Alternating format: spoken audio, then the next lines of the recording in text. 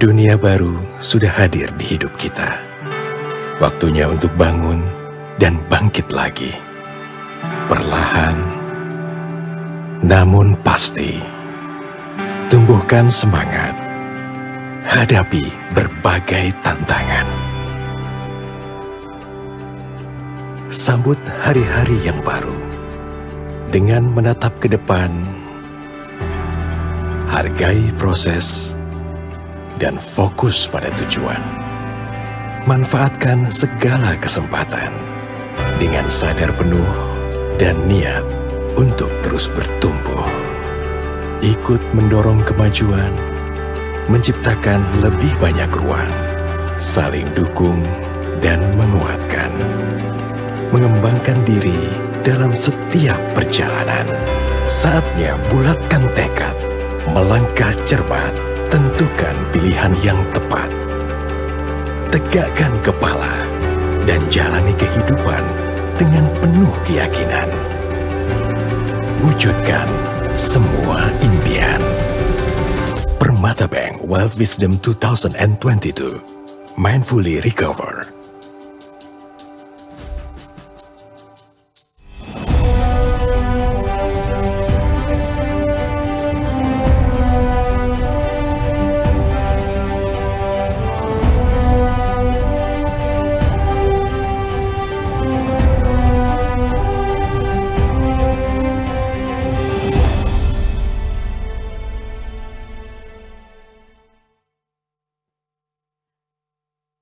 Selamat malam Bapak Ibu, baik yang bergabung secara online maupun di venue yang offline.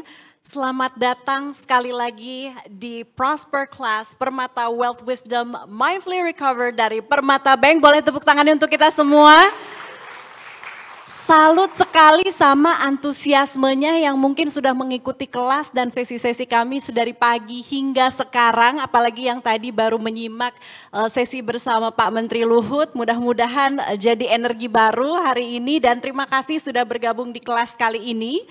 Perkenalkan sebuah kehormatan saya Puri Anindita bisa memandu kelas. Kali ini kita menyoroti Explore Your DNA, Your Future is Now. Kelas ini dipersembahkan oleh Permata Bank Priority, Bumrungrad International Hospital, Vital Life Scientific Wellness Center, dan Esperance Integrative Cancer Clinic. Wealth Wisdom sendiri ini diselenggarakan tidak hanya hari ini, tetapi juga besok, totalnya 2 hari. Dan kami menghadirkan 35 lebih speakers dalam 15 kelas dan juga 4 workshop. Jadi terima kasih antusiasme dan semangat belajarnya. Boleh dong kita tepuk tangan untuk kita semua. Makasih banyak dan hari ini kita akan belajar. Kali ini Bapak Ibu mungkin sudah merasakan sebuah fenomena atau tren tersendiri. Tren ini disebut tes DNA atau sering juga disebut sebagai genetic testing untuk keperluan kesehatan. Kita paham ya bahwa DNA manusia dari satu individu ke individu lain itu sangat unik, berbeda. Tetapi ternyata dengan melakukan tes DNA ini selain kita bisa paham resiko badan kita pada penyakit-penyakit tertentu, kita ternyata bisa mengerti badan kita jauh lebih holistik lagi. Dari mulai perawatan anti-aging sampai jika semoga tidak, kita sendiri atau kerabat kita ini mengidap penyakit kronis atau ada resiko penyakit kronis. Dengan begitu kita bisa mengetahui treatment atau pencegahan apa yang tepat untuk kita semua sebelum itu semua terjadi. Gimana caranya, kok bisa? Nah langsung saja kita curi ilmu dari pembicara expert kita and allow me to moderate this session in both Bahasa Indonesia and English. Joining us all the way from Thailand, Assistant Professor Dr. Polakit Tika Kirikul, cardiologist and medical geneticist at Bumrungrad International Hospital, Thailand. Hello, doctor. Also joining us all the way from Thailand, Dr. Wanthiput Sansfa Sitfong, also known as Dr. Fa. She is an anti-aging and regenerative medicine physician at Vital Life Scientific Wellness Center, Thailand. And soon joining us on stage is Dr. Brian Supawut Kurnakom and also the beautiful Jihane Almira Chedid, Miss or Putri Indonesia Tourism 2020. Without further ado, I would like to invite Dr. Brian and Mbak Jihane to join me on stage.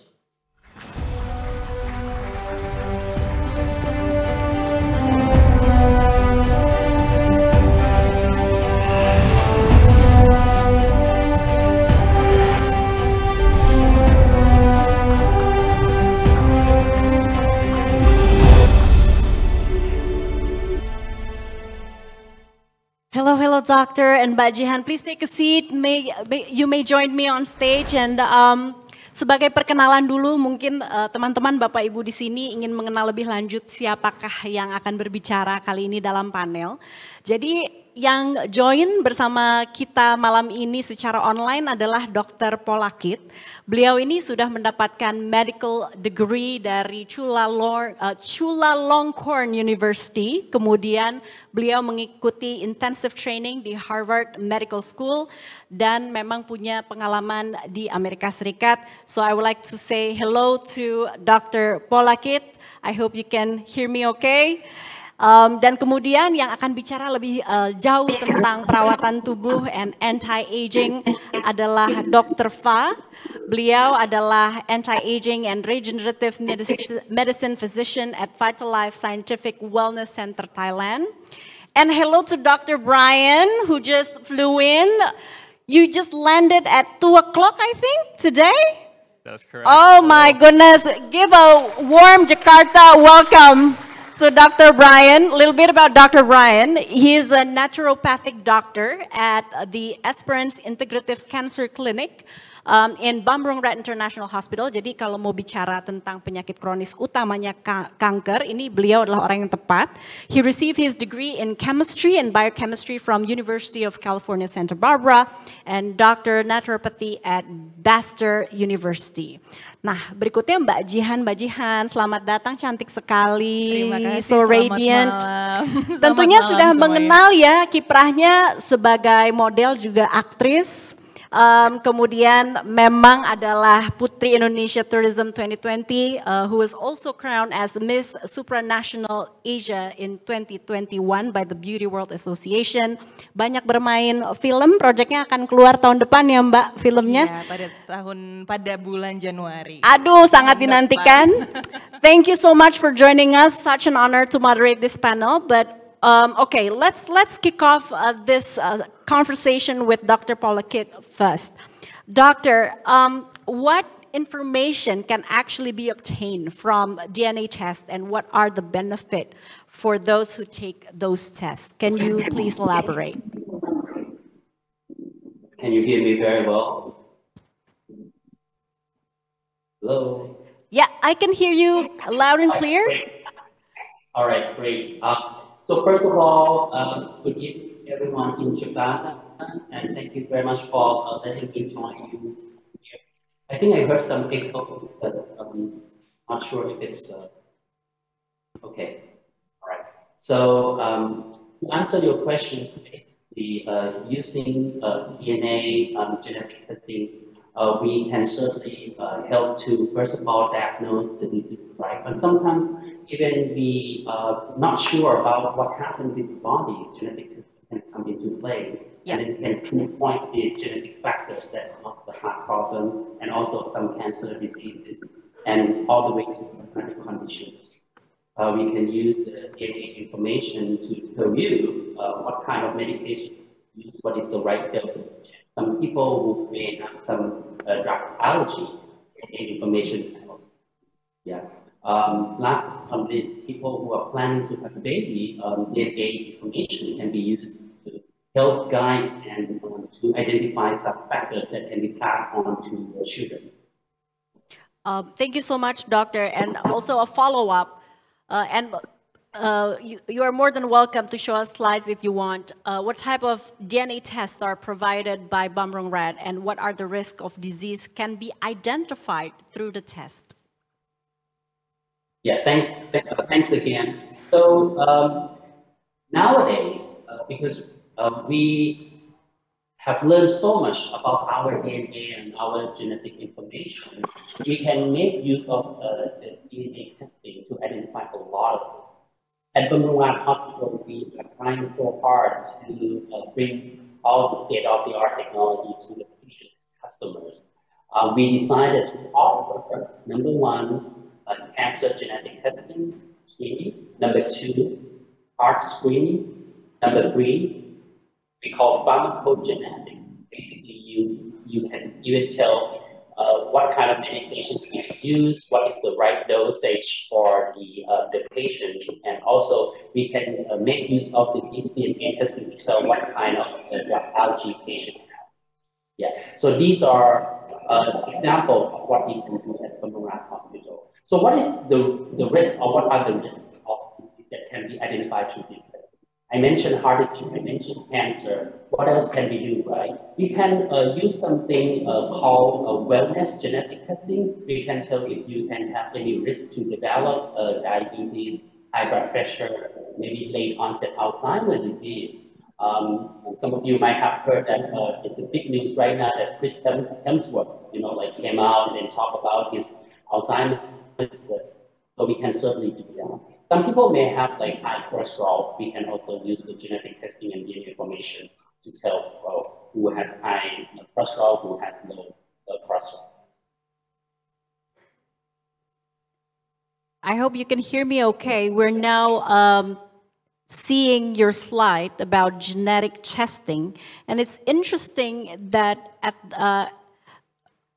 the last point, it is mentioned screen newborns for certain treatable conditions. Jadi ini yang menarik adalah kita tahu bahwa dengan tes DNA kita bisa tahu keunikan badan kita sendiri, kita bisa mendeteksi kira-kira akan ada penyakit kronis apa yang terjadi pada tubuh kita. Tetapi yang menurut saya agak mengejutkan, what is surprising to me is we can screen newborns for certain treatable conditions. Can you elaborate more on that, doctor? Sure. I think newborn screening has been in the clinical space for many, many years. In the old days, we might have used the newborn screening to detect something that can have very severe manifestations, right? Genetic testing comes into play in terms of the newborn screening, such that nowadays we have more diseases, especially those diseases that can cause more problems to the child or the newborn. And right now, some certain medical centers, maybe in the US, in Europe, or even in China, we try to implement it because we know that we can identify the genetic risk at a very, very first stage. What we can do is that we can fix the root cause very easily for many conditions. I hope that maybe in the future, we are moving toward looking into all the genes available using the newborn genetic testing. But however, I think at this point, we may not be able to offer this clinically for all the genes, but we have selected a collection of the genes that we think very important in terms of disease prevention. Thank you, doctor. And if I may, I would like now to turn the spotlight to Dr. Fa. Fighting aging is, it seems like it's the dream of many people, doctor. Is it possible to slow down aging through special treatment or changes of lifestyle? What's your professional opinion?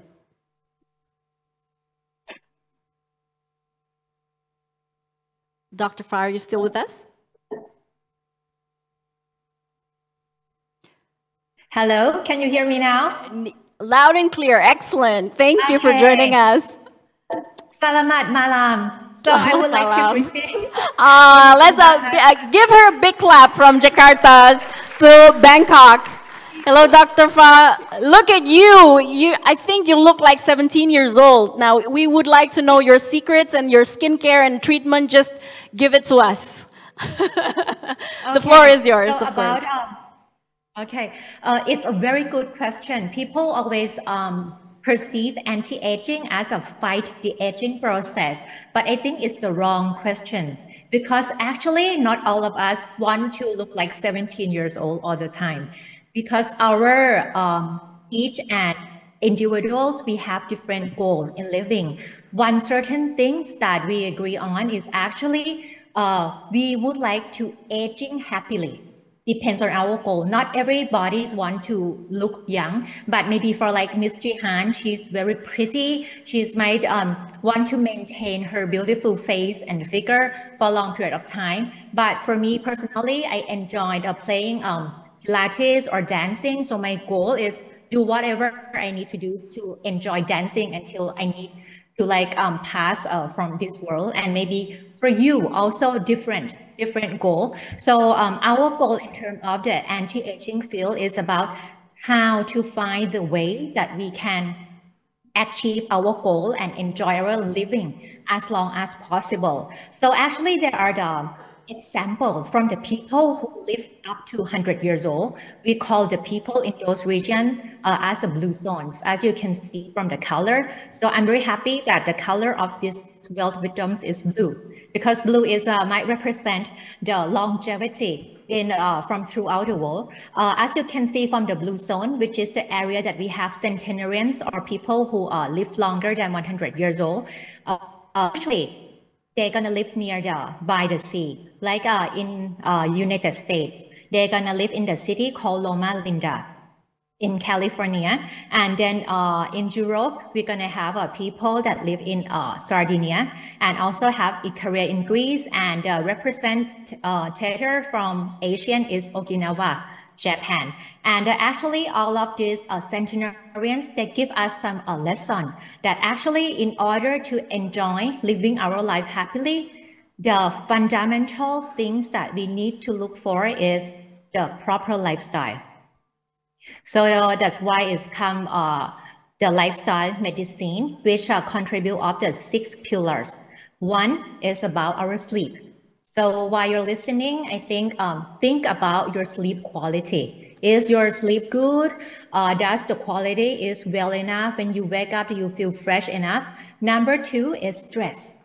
We live in the world that's full of stress right now, especially after the COVID.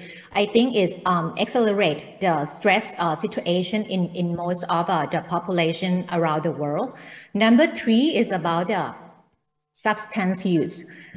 Related with number 1, when people cannot sleep or have insomnia issues, most people gonna turn to some sleeping pills to make them sleep more easily.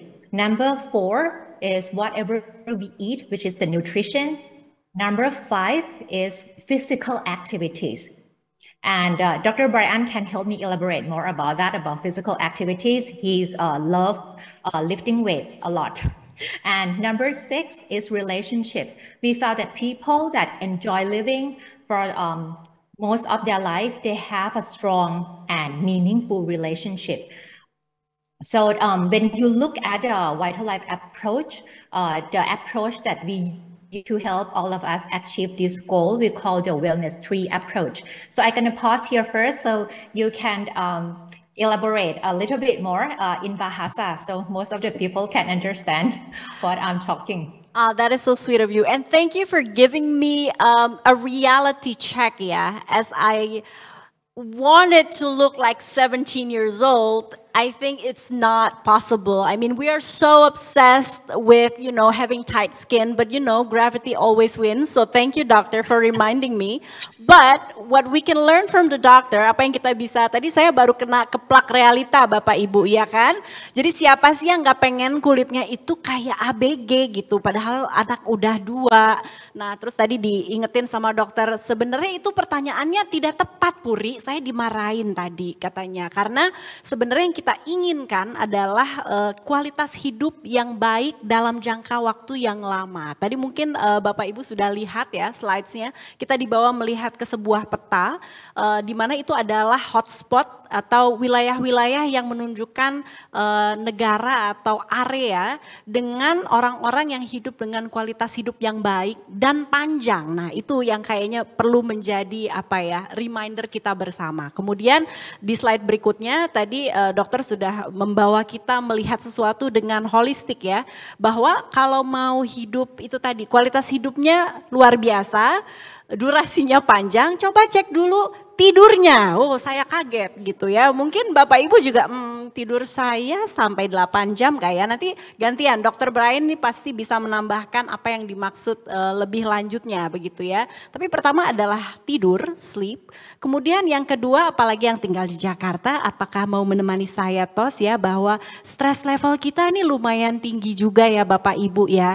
Jadi ini yang perlu dikelola. Kemudian ada nutrisi. Yang saya kaget juga dari tadi beliau bicara adalah ternyata relationship atau kualitas hubungan kita dengan orang lain itu juga mempengaruhi diri kita gitu ya. Jadi wah kalau udah di ghosting berkali-kali mungkin waktunya kita pindah orang aja kayaknya ya. Tapi kemudian yang lain juga adalah physical activity. Nah nanti katanya Dr. Brian bisa menambahkan juga tentang ini. But I think I recap it real quick Dr. Fa. About the importance of looking at our health, a more holistic point of view. Anything else you would like to add before I turn the spotlight to Miss Jihane and Dr. Brian? So I would like to add a little bit more about our Vital Life approach that we call the wellness tree, so that you can relate that why the genetic test that Dr. Boy or Dr. Pulakit mentioned is very important. One fundamental test that we do as a part of the way to achieve our longevity or fight the aging process. Can you show that slide again of the tree? Because we always make analogy that our health or our body is like a tree. And in environment or this world, we cannot change the world now. So the environment is one of the issues that can have the impact on our health. And then the gene or the DNA test is like a seeds of the tree that we plant. So the seeds are from the tree. When you have analysis, you know that, okay, this tree, when it's gonna getting grow, which area that we need to monitor, which area is our weak point, which area is our strong point.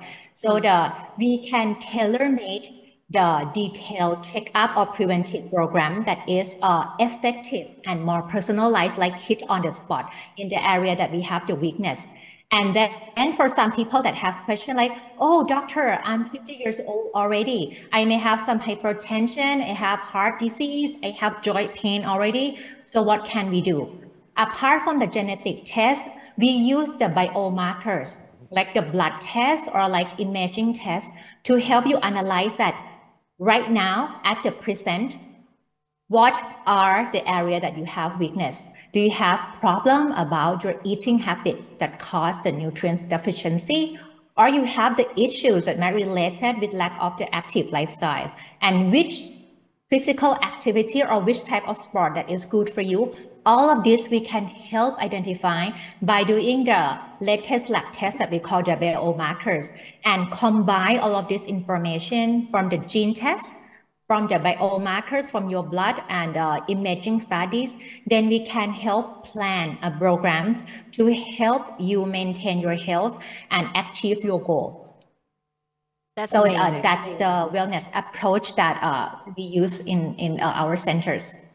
Ya, let me recap it real quick. Jadi Bapak Ibu kalau tadi mungkin kita sudah kenal ya dengan konsep tes DNA yang biasanya selalu dikaitkan dengan kemungkinan atau resiko penyakit kronis. Tapi ternyata dengan kita melakukan tes tersebut kita bisa mendapatkan informasi jauh lebih detail tentang diri kita sendiri. Termasuk tadi kelemahan-kelemahan dalam diri kita. Mungkin ada kecenderungan kalau makan kita sukanya yang asin terus gitu ya. Atau kita punya kecenderungan oh ya tekanan darah saya ini cenderung tinggi dan sebagainya, termasuk mengatur pola tidur dan sebagainya. Nah kalau itu kita lakukan, itu bisa dibuatkan program yang memang sesuai dengan kita, yang harapannya kita tidak melulu mengkonsumsi obat, kita bisa merawat diri kita lebih holistik dan menyeluruh. Thank you so much doctor, I will return to you after I turn the spotlight to Mbak Jihane. Thank you so much for waiting Mbak Jihane. Kita berbincang pakai bahasa Indonesia aja nggak apa-apa ya. Boleh. Ya jadi Mbak Jihane ini kan aktris, model juga. Nah kita udah banyak bicara tentang pentingnya menemukan gaya hidup yang tepat dan membentuk habit atau kebiasaan yang cocok dengan badan kita dan harapannya spiritual dan mental juga. Kalau Mbak sendiri gimana? Sudah mendengar kedua dokter tadi, apa yang dilakukan untuk menjaga tubuh? Dr. Fa, you just stripped me open. Tadi aku juga kena keplak. Jadi memang lifestyle di dunia perfilman atau entertainment business itu sebetulnya cukup berat ya. Mungkin kalau orang-orang lihat kan, oh glamorous banget, lifestyle-nya tuh kayak high-end, luxurious. Padahal sebenarnya untuk mendapatkan hasil akhir itu, kita melalui hal-hal yang layernya tuh juga banyak. Yeah. Jadi kita syuting, ketika kita syuting, kita filming, ataupun banyak hal yang kita lakukan secara offline ya, maksudnya nggak berbentuk hasil akhir, itu juga kita berhubungan banyak dengan polusi, radikal bebas, radiasi, dan itu hal yang sebetulnya juga kayak tadi dokter Fa bilang, kita harus perhatikan apalagi kalau tidurnya nggak cukup. Kita begadang, belum lagi ketika kita syuting itu banyak berkecimpung dengan art dan decoration, special effect. Nah itu ketika kita terlalu banyak di lingkungan seperti itu juga nggak sehat sebetulnya untuk kita. Nah bagaimana untuk mengimbangi lifestyle yang sebetulnya cenderung bukan negatif tapi lebih ke buruk yang bisa mengidap banyak penyakit sebetulnya, bisa memicu gitu ya. Memang dengan olahraga yang teratur, makan yang bagus, tidur yang cukup. Nah tapi ketika kita tidak punya banyak waktu, kuncinya adalah satu, banyak minum air putih, take your vitamins, dan di mana kita punya waktu untuk beristirahat, mau itu di mobil, mau itu kita lagi duduk sambil nunggu syuting atau nunggu take dipanggil untuk adegan berikutnya, bisa merem sebentar, merem lah, begitu.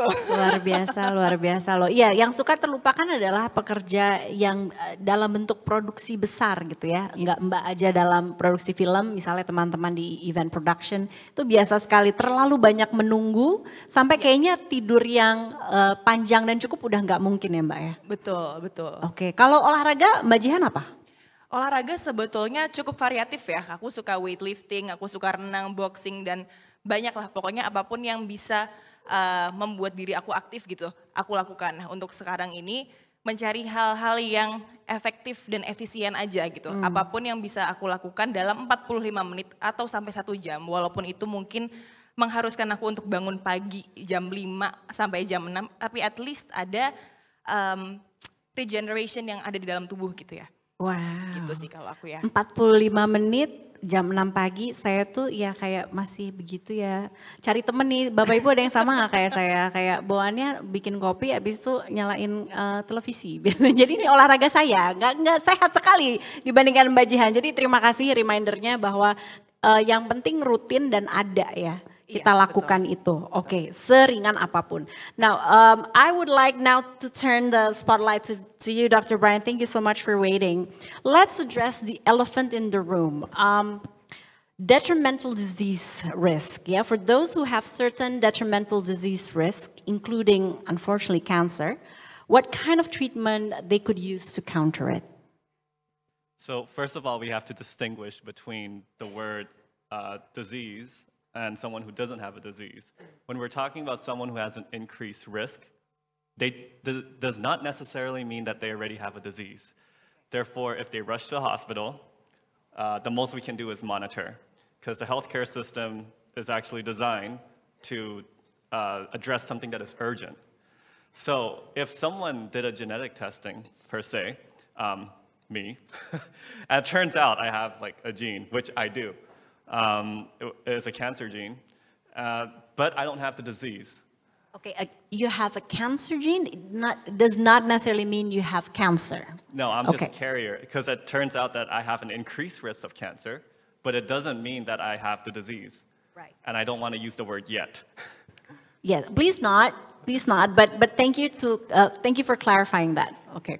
So now, when you actually have this gene, when you rush to the hospital, a lot of people feel like I already have the disease, but no, we're taking a step a bit too far. It just means that based on the data, we have an increased risk, so you have a higher likelihood than other people. So to combat this is a very difficult case because they don't have the disease, but they're very worried.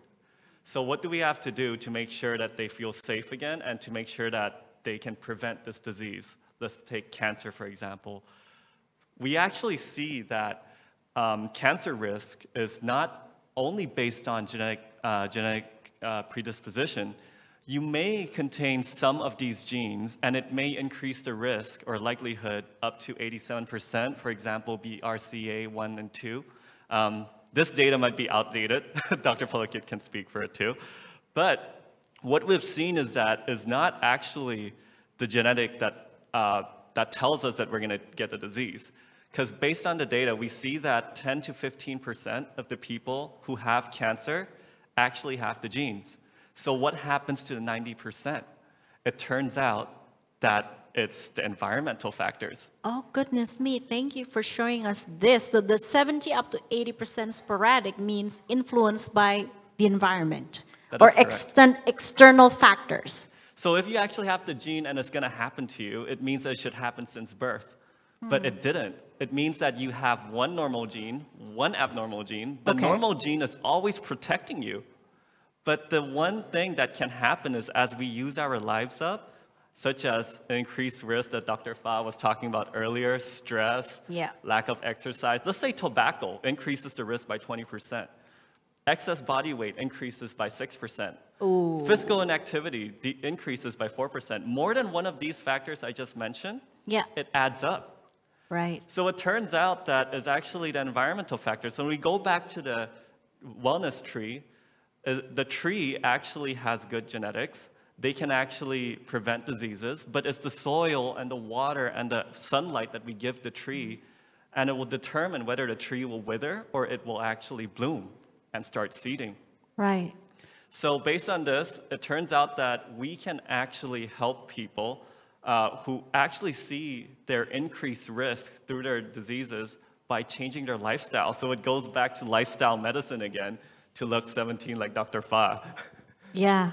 This is shocking to me. Okay, can I recap it real quick? Jadi Bapak Ibu kita kan tadi sudah dengan bersemangatnya gitu ya, mengetahui jadi saya tuh sebenarnya carrier atau tidak, karena mungkin orang tua atau nenek saya pergi karena kanker atau sakit jantung, ya memang bisa jadi kita menjadi carrier, tapi ternyata faktornya itu hanya 10-15% begitu. Terus tadi Dr. Brian bilang selalu kalau kita misalnya gitu ya, ada satu elemen dalam tubuh kita yang tanda kutip abnormal, itu yang normal pasti akan memproteksi kita gitu. Jadi ternyata resikonya itu lebih kepada faktor-faktor eksternal yang kita sudah ketahui bersama sebenarnya ya, kalau kita dari kecil gak ngerokok, jangan ngerokok gitu. Tapi melihat bagan ini mudah-mudahan Bapak Ibu seperti saya ya. Jadi kayak diingatkan kembali bahwa risiko itu meningkat jauh ketika kita mengkonsumsi tembakau atau merokok. Kemudian kenaikan berat badan yang signifikan, aduh saya langsung lihat lingkar perut semuanya. Kemudian alkohol begitu. Dan kemudian dokter tadi mengingatkan kita kembali bahwa masih ingat kan pohon yang tadi kita bahas bersama Dr. Fa. Nah gimana nih caranya supaya pohon ini terus bertumbuh baik begitu ya, dengan kelangsungan hidup yang baik juga berkualitas, ya itu kita harus kasih perawatan ya, perawatannya macam-macam, dari tanahnya, dari airnya, dari udaranya, sehingga apa yang kita lakukan merawat diri itu jauh lebih berpengaruh sepertinya jangka panjang. Anything else you'd like to add? Perhaps you can elaborate more on the naturopathic medicine. Yeah, oftentimes naturopathic medicine combines with other treatment or therapy. I don't know if we feel like we're more prone to those diseases, or perhaps, you know, oftentimes like my grandmother, she would like to combine not only medicine from the doctor, but also other treatment when it comes to tumor or cancer. What's your professional opinion about this? So I work with cancer patients a lot, and the thing that we use, so naturopathic medicine is just a concept. It's just a concept where we believe in the body's natural ability to heal. So we know that our body is intelligently designed, and scientifically we're trying to catch up to that, but our body is so smart at healing itself. When you get hurt, when you get a fracture, it actually, a bone fracture, sometimes people wonder how come that bone fracture comes back so normally. That's because the body heals itself. So I happen to be trained in this profession, but that's not the important part because I'm just part of a big team. What is more important is that they use my expertise to be able to help address conventional medicine. So it's just like having different specialties, and I'm just being one part of it. We call this integrative medicine, so it's a beautiful system. So having more modalities is better than one. My modality is using herbs, supplements, lifestyle medicine, nutrition.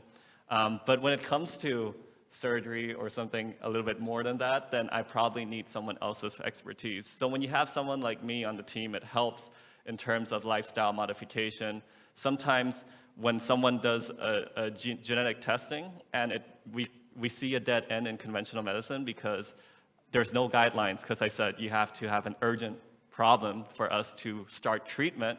So they come to us to see what they can do. And one of the things that we like to do is test for the immune system, because believe it or not, everyone has cancer cells being produced all the time. But our body is so smart, our immune cells are so smart. I want us to look at this picture and we can see that this is a seesaw. On the left side, you can see that that's the immune cells that will get rid of cancer. On the right side, that's the immune cells that will help cancer. So at any point given in time, when the right is heavier than the left, then cancer cells will grow and it will start growing elsewhere. But if our immune system is really strong, so again, on the left, those are the strong immune cells that will fight cancer, then no matter how many cancer cells show up, we can get rid of it. So what we can do is we can test to see what the immune system looks like at this point given in time. And if it's low, we can actually help increase it to fight against cancer. Oh, okay, that's amazing. Kita seringkali melupakan betapa luar biasanya Tuhan kita menciptakan badan kita ya, bisa meregenerasi badannya sendiri gitu ya. Tetapi terima kasih sudah diingatkan oleh Dr. Brian bahwa ini kita nggak bisa berdiri sendiri. Seperti badan kita juga, ini adalah sebuah satu kesatuan dari sebuah gambaran yang besar, begitu juga dengan peran dokternya gitu.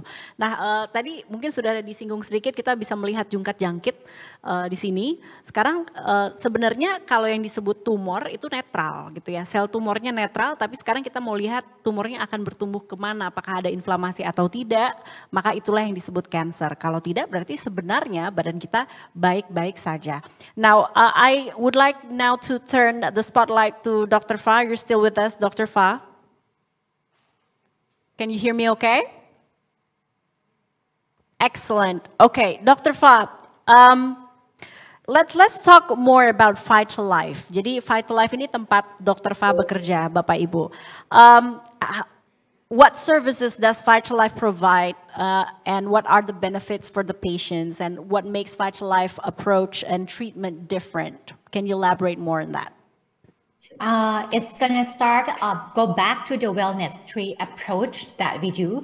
So actually we have a part that we also like collaborate with Bamrungrad, like with Dr. Polakrit, with the genetic testing that we do. And I think Dr. Boy can elaborate more that actually we have quite a wide range of the genetic service, not only about to screen for cardiovascular or cancer risk. Actually, we have the pharmacogenetic risk that I think is very good and very beneficial for most of the people.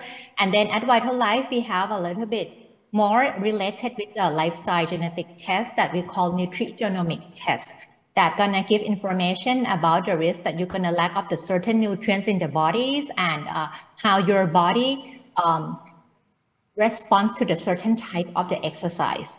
Some people with the certain genes might feel better to start exercise with weight training or weightlifting or strength training, but some people might carry the genes that feel easier to start with the endurance training, like just simple walking or running or swimming.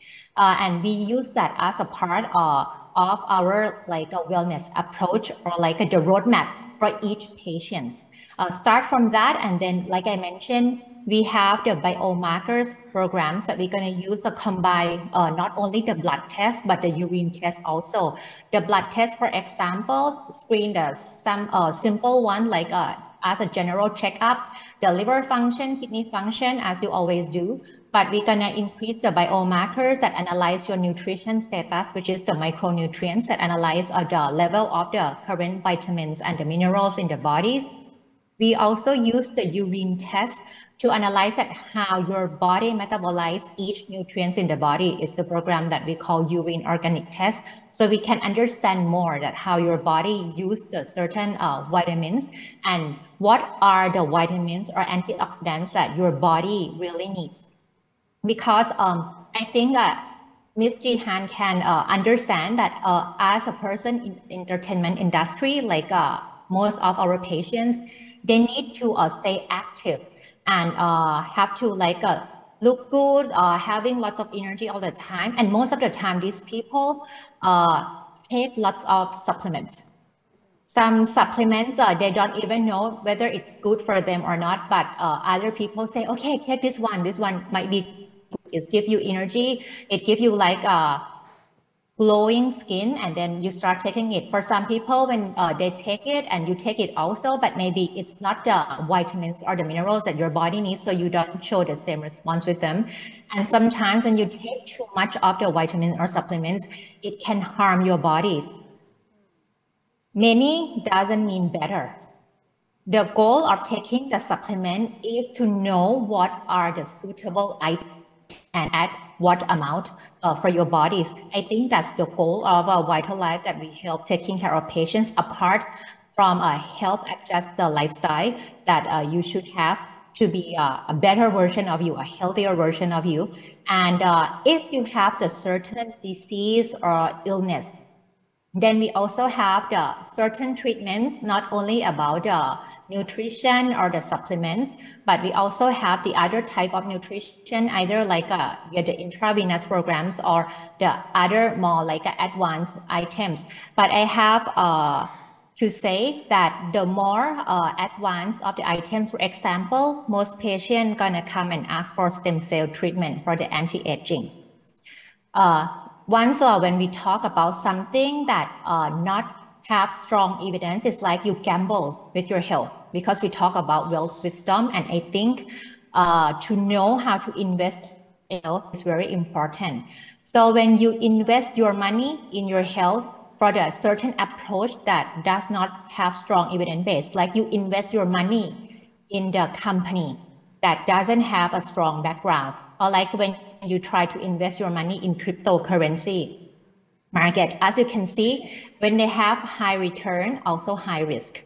So it's the same as a stem cell for the anti-aging, even though it looks very promising, but the evidence might not there yet at the moment. So if you are 20 years old, 30 years old, the stem cell treatment for anti-aging might not be the first option that I would recommend, because you jump many steps and you just look for the shortcut that's easier for you to do. You need to like step back a little bit, look at the wider picture, that you really need to focus on your lifestyle. That's the most important fundamental issues. It's like you build a house, and if you don't have a strong ground and you just focus on interior design, that you want to make your house look this good, and eventually when the wind blows, your house might be collapsed easily.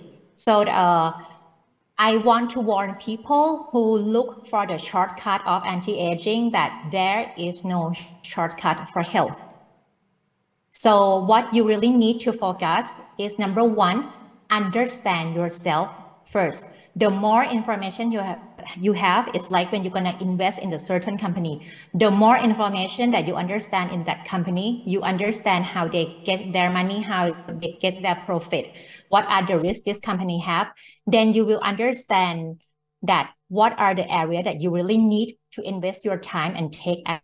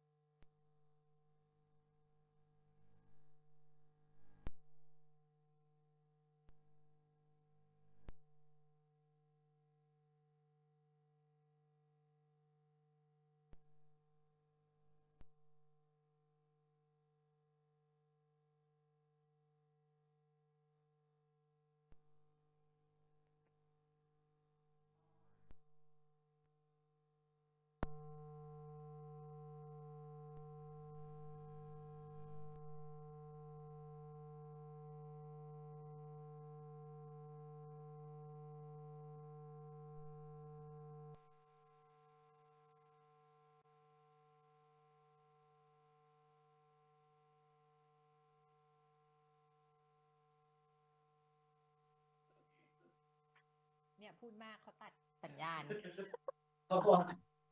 Ya sayaสัญญาณแปลไม่ได้ pada tubuh kita, tapi ternyata itu tidak tepat karena memang tidak sesuai dengan badan kita, bukan yang badan kita perlu. Jadi terima kasih Permata Wealth Wisdom, ini kita pakai kata kunci mindfully, penuh kesadaran ya. Kalau kayak tadi saya itu penuh ketakutan, jadi tidak berkesadaran. Jadi sekarang waktunya kita mungkin memilih makanan, suplemen, vitamin yang memang benar-benar dibutuhkan oleh badan kita. Now I'm saying hi back to Dr. Fa. I hope you can hear me okay. I think the connection is now back online. Let's see if Dr. Fa is still with us. If not, okay, if not, I would like to turn the spotlight back to Mbak Jihan. Karena Mbak Jihan, kita udah banyak concern tentang penyakit dari mulai diabetes, jantung, kanker. Saya nggak tahu apakah Mbak Jihan punya pengalaman entah dari diri sendiri, kerabat, keluarga terdekat yang juga mungkin berjibaku atau dalam perjalanan menyembuhkan diri dari penyakit kronis. Ada cerita tertentu? tentunya ada ya di sekitar saya ya. Kalau dari cerita orang-orang tersebut, mungkin pemicunya tadi nggak jauh dari apa yang udah dijelaskan oleh dokter-dokter kami ini ya. Tapi memang yang tips yang dikasih tahu adalah daripada mencegah, karena takutnya udah ketahuan, lebih baik menghindari. Menghindari yaitu tapi memang ya balik lagi kita di Jakarta di mana memang di mana-mana itu polusi. Memang kita tidak bisa menghindar semudah itu apalagi kalau kita kerjain di lapangan. Nah tapi bagaimana caranya ya mungkin itu balance. Balance itu sangat penting dari vitamin tadi. Dan sebetulnya kalau untuk orang-orang misalnya yang saya sudah sempat riset dan juga bertanya-tanya dari orang-orang terdekat ya. Adalah menghindari makanan-makanan yang karsinogenik. Seperti misalnya sate, kemudian bakar-bakaran, Korean barbecue ya gitu. Boleh nggak apa-apa gitu, tapi jangan yang overly cooked atau terlalu gosong. Karena itu adalah yang paling mematikan tuh sebenarnya itu. Karena kita ngerasa ya udah makanan aja dan toh ini ayam kok protein, tapi kalau kita masaknya salah, itu bisa jadi justru malah protein yang ada di makanan-makanan tersebut itu malah jadi zat berbahaya yang bisa memicu cancer atau malah juga bisa ada proses yang disebut metastase ya di tubuh dan itu berbahaya yang bisa menjangkit penyakit-penyakit yang lebih parah lagi nantinya, seperti itu.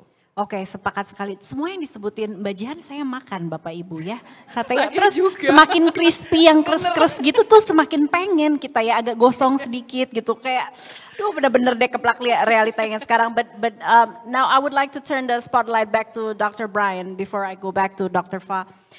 So we talk about cancer and you talk about naturopathic medicine or treatment.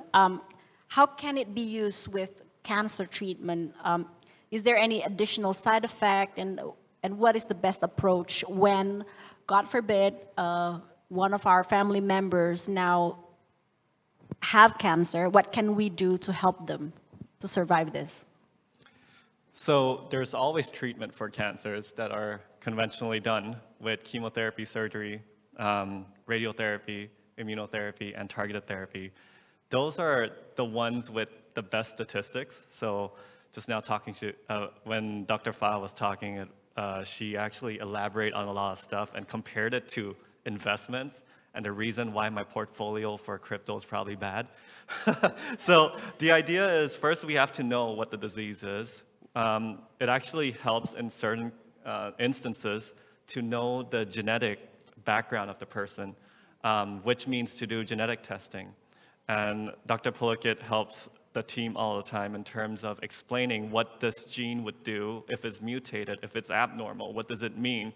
And based on this, is there any targeted drugs new drugs that we can use to fight against cancer? That part is basically part of conventional medicine already. How we can help is actually, if we want the least side, because everything has side effects, no matter what.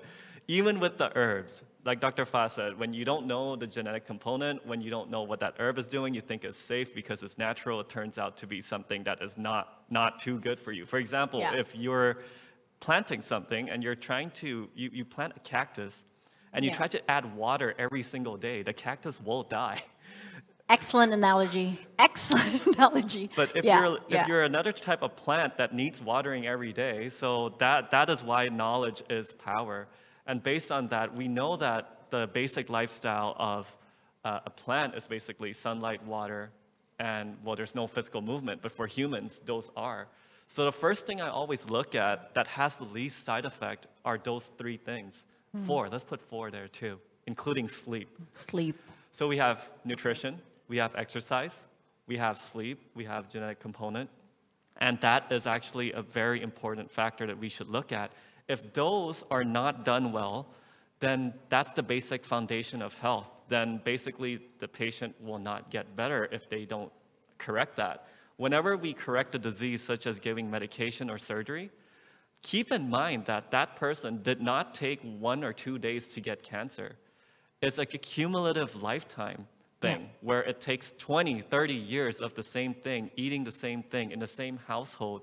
So doing the same medication and surgery and thinking that treatment is done and going back to the same lifestyle that actually causes the cancer in the beginning, that we should correct first. And I didn't understand Ms. Jihane correctly, the whole thing, but I heard protein, right? So I like that part that she brought it up because protein is key. Protein is very important. It's the building block to every single cell. It's the building block to actually building immune cells, white blood cell, red blood cell. It's not just muscles. It's not that we want to turn into bodybuilders. But keep in mind that there are different types of muscles, such as smooth muscle, skeletal muscle. Smooth muscles are those muscles that make up your respiratory tract to help you with breathing, digestive tract to make you digest. So when we're adding protein, we're not adding to these guns. We're actually adding to your whole lifespan. Without muscle, you can't really function. How much protein should we be eating? We have a guideline for that, 0.8 to 1.2. But trust me, my patients do a lot better from 1 gram of protein per kilogram of body weight, which is, for example, if I'm 70 kilograms, then I need 70 grams of protein. That's a good starting point. Okay. But if we can start slowly increase with proper guidance through a professional, we can increase that to 1.2, 1.3, and eventually 1.5. And that will help increase survival rate, even in people who are really, really sick. Oh, wow. Ya, ini sebuah fakta yang mencengangkan. Mudah-mudahan sih kita bisa langsung mengkoreksi ini sebagai lifestyle kita ya. Seringkali kita semakin merasa, saya usianya sudah tidak muda lagi, sudah tidak ABG, saya makannya sayur aja gitu ya. Ternyata protein penting ya. So there's a sort of, I wouldn't say a rule of thumb, but it seems like at least in Indonesia, we're more comfortable eating vegetables. We prefer that to meat as we grow older because we are more afraid of the risk out of either diabetes, cancer, or heart, because we thought, oh, getting a lot of protein or fat means getting more fats. So is that true, or how do we separate that fat and protein? So a lot of times when we say protein, people think about meat immediately. Yeah. Look at Dr. Fa's skin. Actually, she's a vegan. And she gets enough protein for her exercise, and her exercises are pretty intense. I've seen her dance, I've seen her Pilates, oh my God. But she gets enough protein, and she's a good example of someone who does plant-based without getting protein from meat. Oh my goodness, okay. That is also another correction for me because I thought, oh, with what you just said, maybe we need to up our meat intake, but that's not necessarily it. Okay, so having a vegan, lifestyle or option is also good for our intake. That is correct. If you're not a complete vegan and you decide to become a vegan all of a sudden, most likely you will not turn to proteins. Okay. Most people would go directly to fruits and leafy greens, which they're great. They're great. They have good fiber, they have good sugar, but they don't have enough protein. And that's how people actually say They go to the doctor and they're disappointed because now their blood test shows high cholesterol. Yeah. Because the only thing they've been eating is just Fruit and veggies. fruit and veggies, which is sugar. Sugar is good as fuel. It's just like protein. When we're making muscle, that's like a machine, right? When the machine needs fuel to actually use energy. Fruit has a lot of sugar, which is fuel, that will help the machine work. But if you don't have a big enough machine, then there is nothing to use, basically. So the body just keeps storing it. So what is the best protein source based on your professional point of view?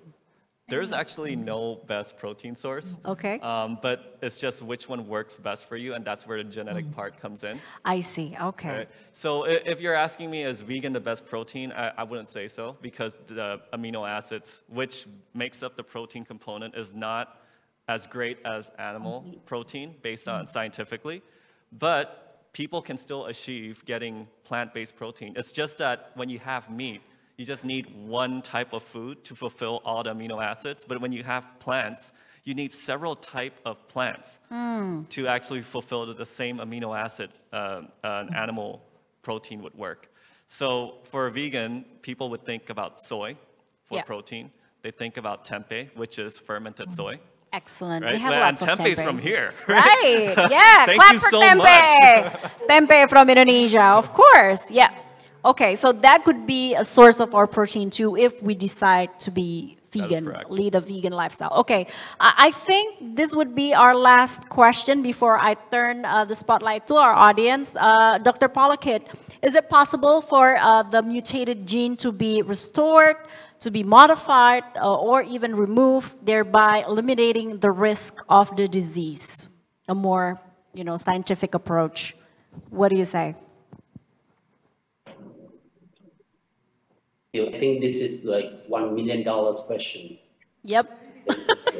Hoping that you will say yes, it's possible, Puri. But okay, we're listening. I think it's like yes and no. Gene editing and all the gene therapy has been becoming one of the most promising tools for treating human genetic diseases, including cancer disease, heart disease, even like some other things like neurological diseases.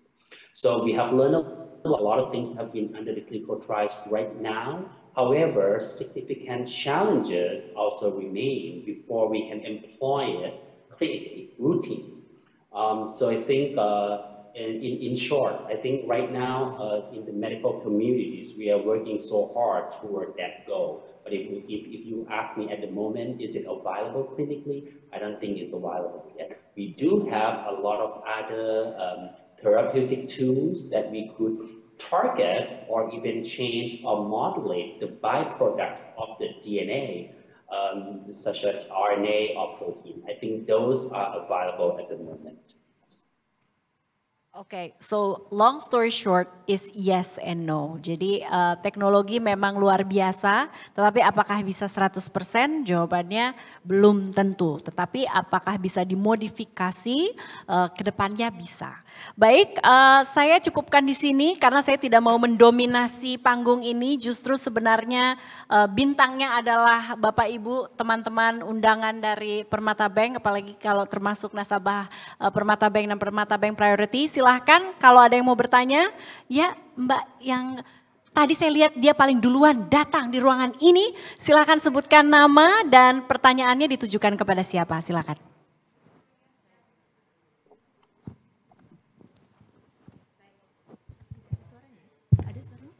Oke, perkenalkan saya Aini, saya dari Cikarang. Tidak terlalu jauh ya, kita pakai kereta. Jadi ini kan teknologi bagaimana kita untuk preventif, lebih seperti itu. Dan bagaimana tanggapan dokter-dokter terhadap penemuan yang terbaru tentang epigenetik? Apakah ini kesananya akan berteknologi juga seperti itu? Oke. Yang pertama itu, yang kedua, boleh nggak sih di-spill berapa harganya? $1 million question. Dan yang ketiga, ini di sini ada banyak insurance ya saya rasa. Dan apakah ini bisa di cover oleh asuransi yang kita punya. Oke. Terima kasih. Terima kasih Mbak warahmatullahi ini. wabarakatuh. Waalaikumsalam warahmatullahi wabarakatuh. Okay, we have several questions. Sorry, the first one is quite technical. Once more Mbak. One more time. Epigenetic. Okay, I think this question goes to Dr. Polakit, Dr. Fa, and Dr. Brian. You can add to one another. What's your take on that? What is the future holds for us? Maybe I'll take this question first, and I'll let some other people join me. So a very good question, and I really have to admire the person who asked this question. I think she's very trendy. Tepuk tangan buat Mbak Aini dari Cikarang, katanya keren banget pertanyaannya. Very scientific. Yeah. What is epigenetics? Let me start from the very beginning. So your genes play an important role, right, in your health, and so do your behaviors, environment, such as what you eat, how physically active you are. So epigenetics is the new field, relatively new field of study of how your behavior and environment can cause changes that affect the way that your genes work. Unlike genetic changes, epigenetic changes are reversible and do not change your DNA information, but they can change how your body reads the DNA information. For example, when we look for the gene expression, when you have the DNA, right, it has to express and then tell the body how it works.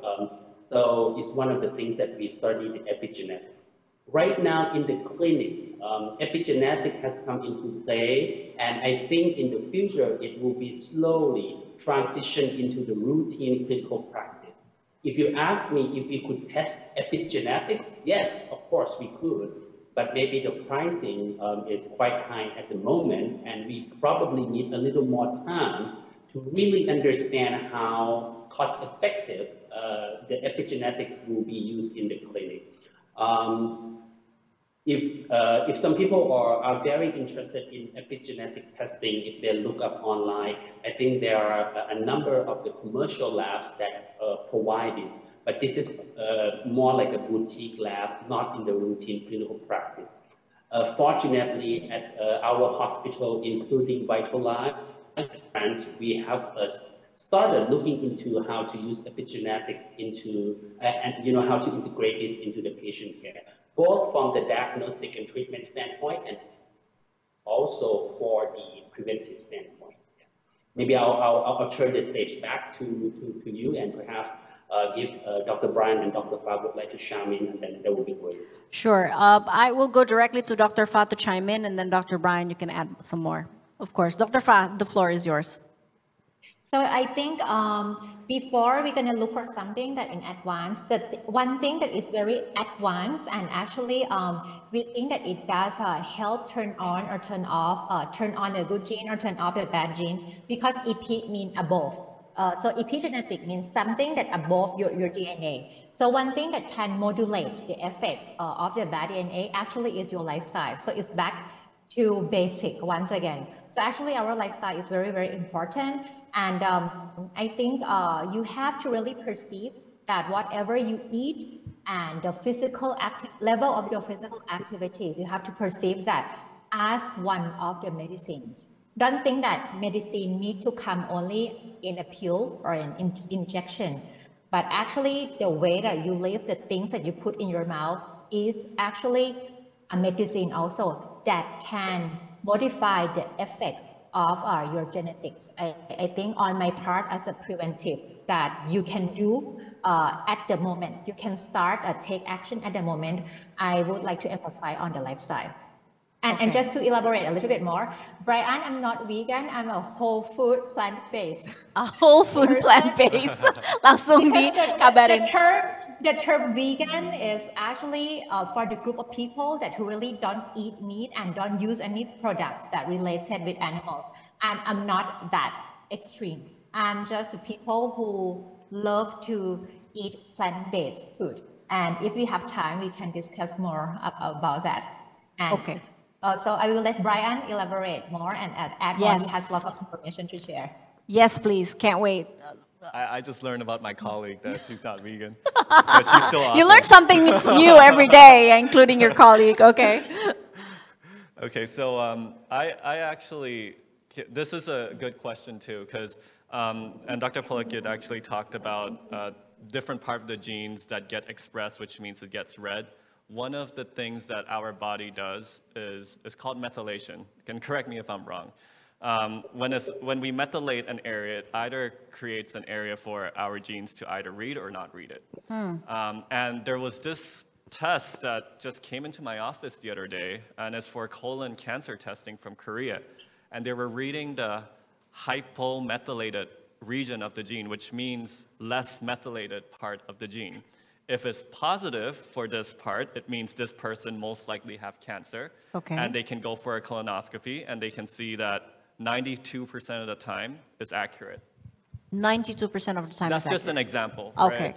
So that's one example where when we can see the epigenetic part, where we can read, and all of a sudden now we can translate it into something that is a disease. I mean, we don't see a lot of tests that does that, but that's one good example. And I have a theory of my own of how these methylated parts come up, because in Korea it's a big problem. Usually colonoscopy starts at the age, in some place 50, some countries 60. But in Korea, it's 40, and they're trying to change the guideline to 30, because there's so many colon cancers in that country that they're so scared of that they're making a meeting every single year, doing colonoscopies or missing it. And usually we do one every 10 years. If you got one today and it's normal, 10 years later, come back. You can come back and do one. But in Korea, they decreased that to 5 years. But is it okay though? And even within 5 years, let's just say they did it today, and 5 years later, they still find cancer. So wow. This is one example where our food is changing. Can we turn on my slide a little bit? I didn't think I was going to use this slide, but this is my theory. Okay. This is my theory. And see if you agree with it. But my theory is that there's a big problem with oils that we use, the fat that we use. Oh, okay. Boleh dibantu tim studio untuk kemudian menyalakan slides-nya dari Dr. Brian? Okay. Is this the slide that you're aiming for? I have nothing against seed oils when they're cold pressed, when they're actually extracted in a good way. And when I say seed oils, I'm talking about soybean oil, canola oil, grapeseed oil, safflower oil, sunflower oil, which are the oil that we use in every single food. And I believe that every household has one of these bottles, including me. I'm going to be honest. Guilty. Right? Gak apa-apa dong ya, kan belajar Now, ya. Let me go back 100 years, where actually 70 years. Back then, we had a process where we extracted seed oils, and we had to extract it in a way where we add solvents such as bleach, hexane, and sometimes plastics, so that we can keep the oil stable. Then we separate it out again, and guess what? When we separate it out, some of these things still stay in there. So we call this refined seed oils. Right. These are meant to actually lubricate machinery. But during World War in Asia, we didn't have enough food. We didn't have enough fat from animals, so we decided that this would be a good substitute. Fat resource, yeah. And when the war is over, we continue to use this. Right? And when we continue to use this, there's something called linoleic acid, which is a fatty acid that increases the risk of cancer. When it gets heated up again, when we make food, it creates free radicals. Free radicals destroys DNA, and it can mutate DNA, which again is one of the epigenetic factor. Then we eat this in every single thing, every single day. One day we can tell that in 10 years, if we eat this every day, it's probably not going to kill you, but 30, 40 years, I am not surprised why there's so many cancer cases. And in Korea, guess what is the #1 food that they eat for people who are in college who do not go out? I know, I think we did that too. Instant ramen, instant noodle. I didn't say that, but yes, right? Yeah, guilty again because it's so good. But you think it will play, a role in the future? So they need to. So first of all, you have a really high carb from the noodles, right? Then the oil we put in. Do you really think they give you like cold pressed olive oil in the noodles? Obviously not, because it's too expensive. We're probably gonna And even if we did that, we're keeping it in a package for a long period of time. The oil will not be good anymore. So this is happening all the time. To decrease the cost, we add this oil in on top of having alcohol, on top of stress, on top of lack of sleep. Add that all up together and we get a problem. So that's my hypothesis about seed oils that factor into a lot of countries today, which might explain why there's an increased risk, one of the factors that might explain to the increased risk of cancer today. Ya, dengan melihat wajah-wajah yang di sini yang sangat terkesimanya sama seperti saya rasa tidak butuh penerjemahan lebih lanjut. Let me recap this real quick, Doctor. Terima kasih pertanyaannya Mbak, bahwa pertanyaan tadi ternyata membukakan diskusi lebih banyak tentang apa yang kita konsumsi begitu ya. Kita tidak memusuhi tanda kutip gitu ya, tetapi ketika kita mengkonsumsi sejumlah makanan tertentu dalam durasi lama yang diprosesnya ini sudah tidak sesuai dengan apa yang tubuh kita butuhkan. Tadi diingetin bahwa kenapa sih kita waktu itu pakai minyak goreng dengan cara seperti itu, karena saat itu kita lagi perang, kita kekurangan fat. Jadi ya udah itu aja deh sumbernya. Ketika sekarang kita hidupnya udah baik-baik aja, kita tapi mengulangi kembali apa yang kita konsumsi zaman dulu yang sudah tidak relevan lagi dengan kita. Nah, penggunaan makanan instan juga sama gitu. Kalau tadi yang diingetin, yakin itu minyaknya di prosesnya dengan apa yang kita butuhkan, yang tadi cold itu atau cool prosesnya itu kayaknya agak diragukan, tapi kemudian dokter bilang ini teori saya. Jadi silahkan kalau Bapak Ibu mungkin saya belum puas lakukan riset sendiri, monggo silahkan, kita di sini sama-sama belajar, tetapi senang sekali kalau kita bisa punya perspektif baru dari Dr. Brian. Saya tahu ini waktunya terbatas, jadi Mbak tadi pertanyaannya soal harga dan soal asuransi yang mungkin teman-teman Bapak Ibu di sini juga ingin tahu, boleh ngobrol sama relationship manager dari Permata Bank abis ini, oke? Oke. Saya udah diingatkan kayaknya bisa ambil 2 pertanyaan lagi maksimal karena kita harus bagi waktu dengan yang lain. Apakah ada yang mau bertanya soal kesehatan, treatment, teknologi itu sendiri? Adakah? Ya silakan Mbak dengan hijab abu-abunya, sebutkan nama dan pertanyaannya apa, ditujukan kepada siapa? Hello, my name is Zafi. I'm from Permata Bank. As I said before, DNA test could analyze our health possibilities. And if based on the result of DNA test, we have a high risk of, let's say, cancer or heart disease or diabetes or else, what medical treatment does Brumrungrat Hospital or maybe Vitalife or maybe Aspirins provide to reduce the risk? Thank you. Oh, thank you, Mbak. I think this goes to all 3 doctors. We can start from Dr. Polakit, Dr. Fa, and then Dr. Brian. Dr. Polakit. Yeah, thank you so much for the question. I'll answer from Bamrungrat's standpoint, and Dr. Fa and Dr. Brian can also add something more from Vitalife and Esperance. Basically, these are like 3 pillars, right? So we work together as the whole team. So let's say if someone comes to my clinic and then let's say they would like to do genetic testing to evaluate if they have any genetic risk for heart disease or cancer. And unfortunately, sometimes we identify those or we detect the gene mutation. What we can do? Very simple question and also very simple answer. Knowledge is the power, right? If we know something in advance, we can prevent it. But how are we going to prevent it? At Bamrungrat, basically, we design the customized a care plan for the patient. I'll give you a very good example of one of my patients. They come to the clinic with a very strong family history of breast cancer. And we identify that they have the gene mutation called BRCA1.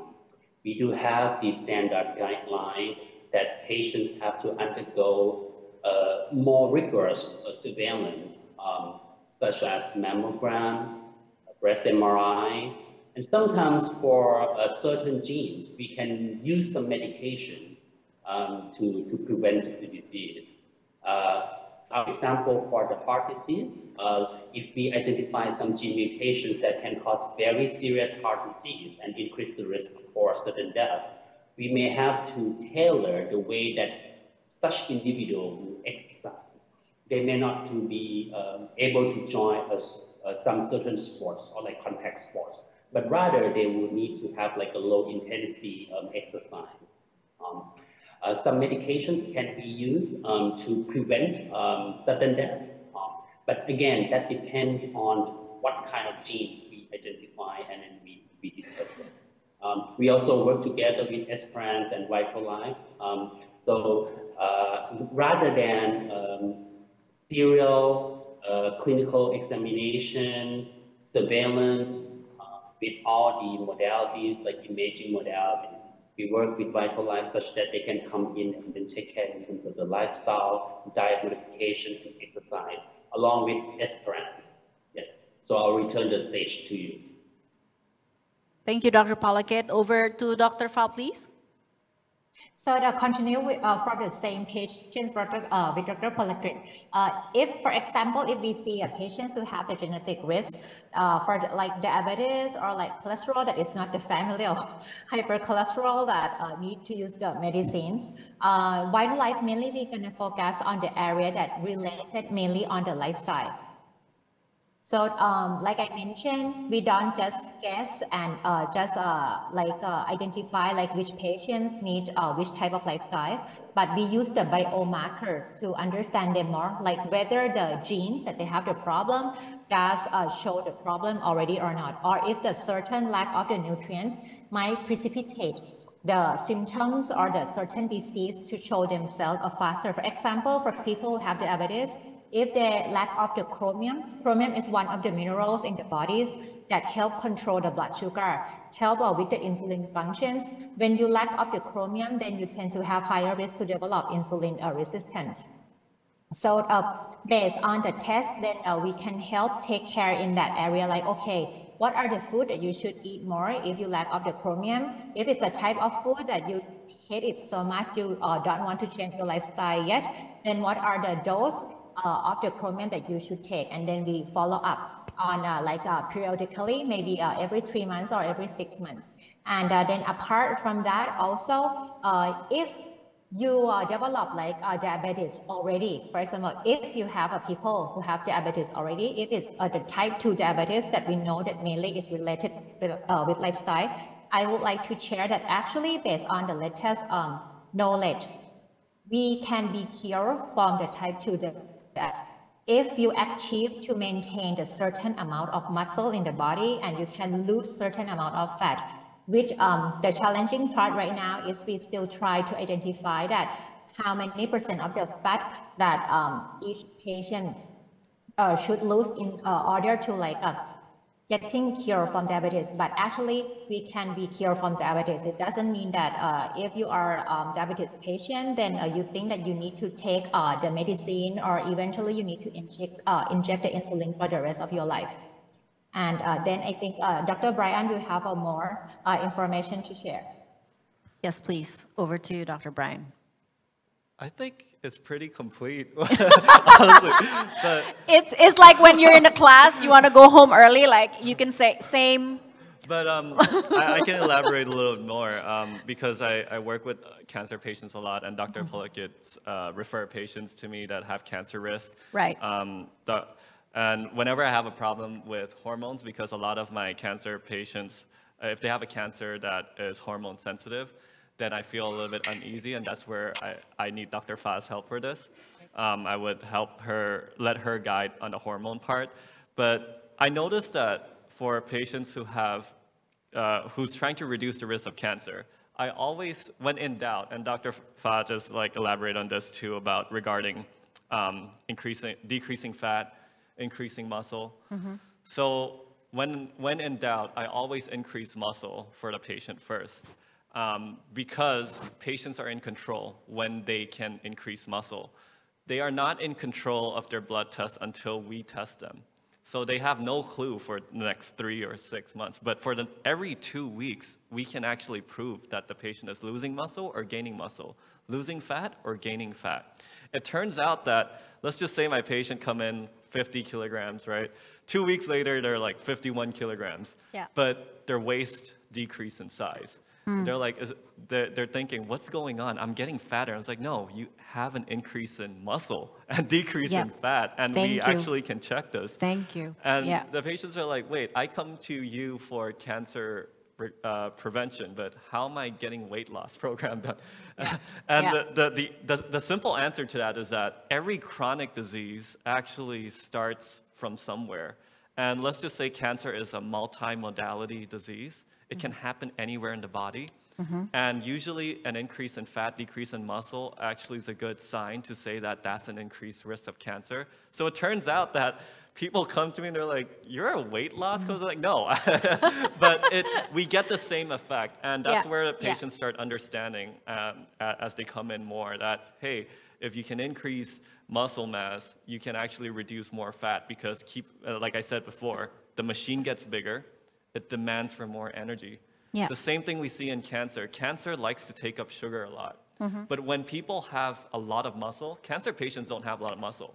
But when they do have a lot of muscle and increase in muscle, they actually is a study where they say that these patients have an increase in muscle mass. When they work out more, it uses out of the energy and the cancer cells get starved.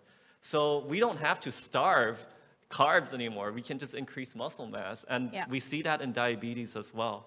So I think there's a continuum in terms of disease control and in terms of prevention. We actually see a spectrum. It's not black or white anymore. Oke, dengan ini sepertinya kita juga dapat pencerahan lagi ya Bapak Ibu, ini juga recap cepat saja bukan penerjemahan bahwa ada miskonsepsi seringkali kita kayak semakin berumur kayaknya lebih jaga makan ketimbang meningkatkan massa otot gitu. Tapi ternyata cara kita untuk menjaga kelangsungan hidup kita yang lebih berkualitas ini adalah meningkatkan massa otot. Tadi kita udah bicara soal protein. Protein itu apa kita butuh buat massa otot. Tadi Dokter Brian bilang seringkali ada orang datang ke saya kok malah beratnya naik gitu. Kok saya nggak turun gitu. Karena kita terobsesi mungkin seumur hidup kita ada di timbangan kalau naik tuh bete gitu ya. Padahal kalau naik yang harus dilihat adalah komposisinya. Kalau komposisi ototnya ternyata naik, justru itu adalah sebuah pertahanan badan kita yang paling bagus, yang paling bisa kita kontrol. Apalagi durasinya untuk memonitor itu nggak lama gitu. Kayak tadi Dokter Brian bilang 2 minggu itu biasanya sudah ada progresnya. Jadi daripada kita terobsesi dengan beratnya saja, bagaimana kalau kita sekarang mau bersama-sama meningkatkan massa otot yang adalah benteng pertahanan yang bisa kita kelola sendiri. Jadi apakah itu sebuah pencerahan Bapak Ibu? Karena saya nggak mau sendirian juga nih.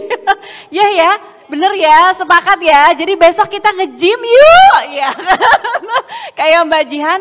And unfortunately I have to end this discussion here. Thank you so much Dr. Polakit, Dr. Fa, Dr. Brian, Mbak Jihan. Boleh dong tepuk tangannya untuk seluruh pembicara kita yang memang expert ini.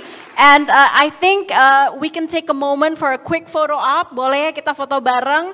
Kita kirim love dulu nih untuk dokter-dokter kita di Thailand. Thank you so much for joining us. Let's take a quick photo op together. Saya hitung mundur ya. Bapak Ibu teman-teman boleh kasih love-nya. 3, 2, 1. I'm sending love. Ayo sarangnya. We're obsessed with K-pop over here. 3, 2, 1 sekali lagi. Thank you so much Mbak Jihan, Dr. Brian, Dr. Polakit, Dr. Fa. Thank you for making the time and sharing your insights with us.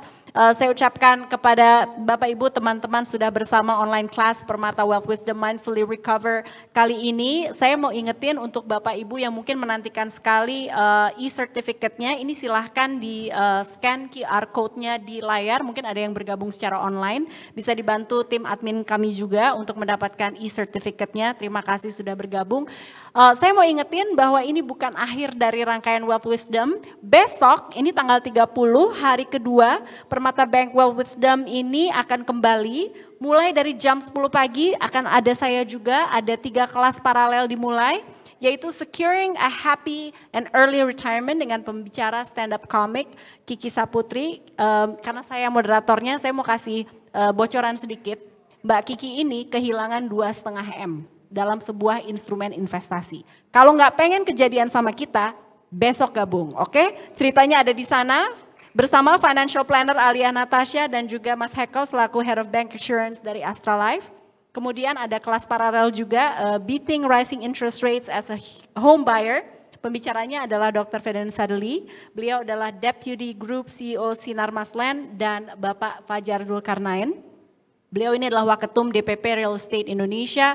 Kemudian ada workshop juga paralel dengan ini, Preparing for the Retirement You Want. Siapa tahu ingin dapat arahan lebih detail, ini bisa belajar dari pembicara kita Bapak Suyung selaku Partnership Distribution PT Manulife Asset Management Indonesia, dan juga kita belajar sama-sama dari Mbak Ivi Batuta yang berprofesi sebagai MC, radio broadcaster, and public speaking trainer. Sedikit informasi untuk Bapak Ibu yang merupakan nasabah Permata Bank Priority. Ini ada informasi menarik sekali.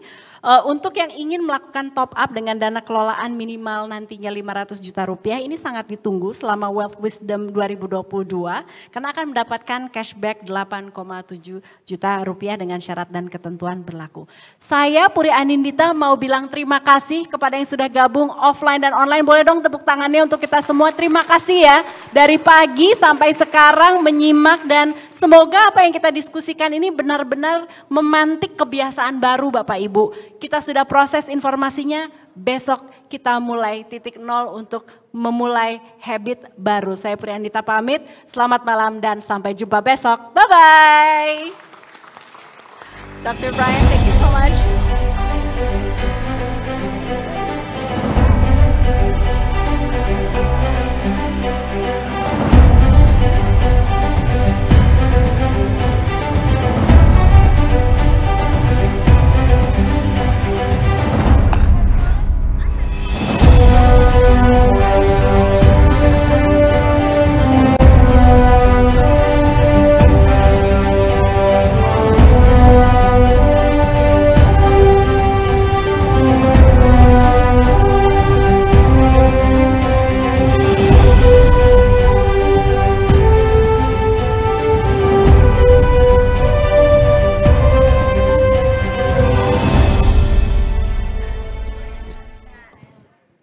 Ketika karya adalah penggalan-penggalan realita, kadang berbagi ide itu perlu, sharing dan diskusi untuk hasil yang lebih maksimal.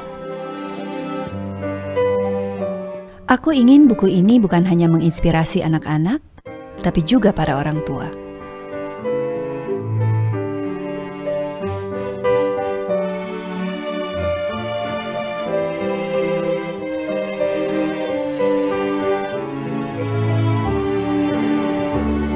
Buat keluarga kami, traveling itu sarana buat belajar.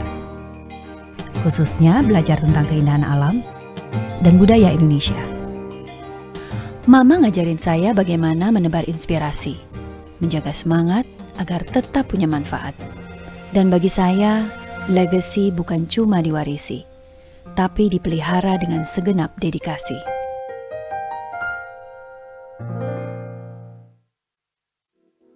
Bapak dan Ibu nasabah Permata Bank yang saya hormati, berbekal 20 tahun pengalaman melayani Anda dengan sepenuh hati, Permata Bank sebagai Universal Bank terus berinovasi untuk menghadirkan kenyamanan dan pengalaman perbankan yang lebih baik lagi untuk nasabah setia kami.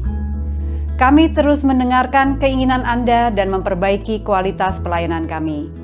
Maka dari itu, dengan bangga, kami persembahkan layanan terbaru yang dapat memberikan solusi finansial menyeluruh bagi Anda, keluarga, dan bisnis Anda.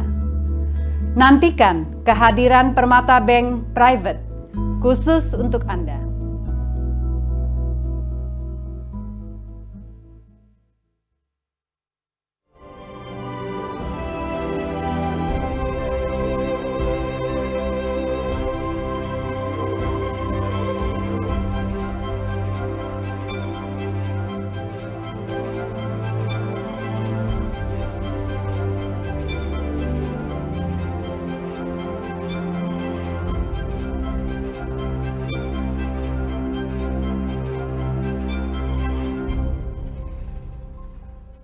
Ketika karya adalah penggalan-penggalan realita, kadang berbagi ide itu perlu, sharing dan diskusi untuk hasil yang lebih maksimal.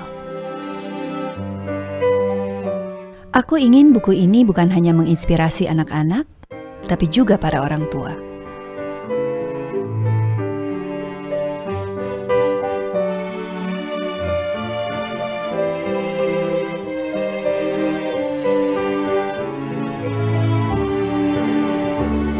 Buat keluarga kami, traveling itu sarana buat belajar. Khususnya belajar tentang keindahan alam dan budaya Indonesia. Mama ngajarin saya bagaimana menebar inspirasi, menjaga semangat agar tetap punya manfaat. Dan bagi saya, legacy bukan cuma diwarisi, tapi dipelihara dengan segenap dedikasi.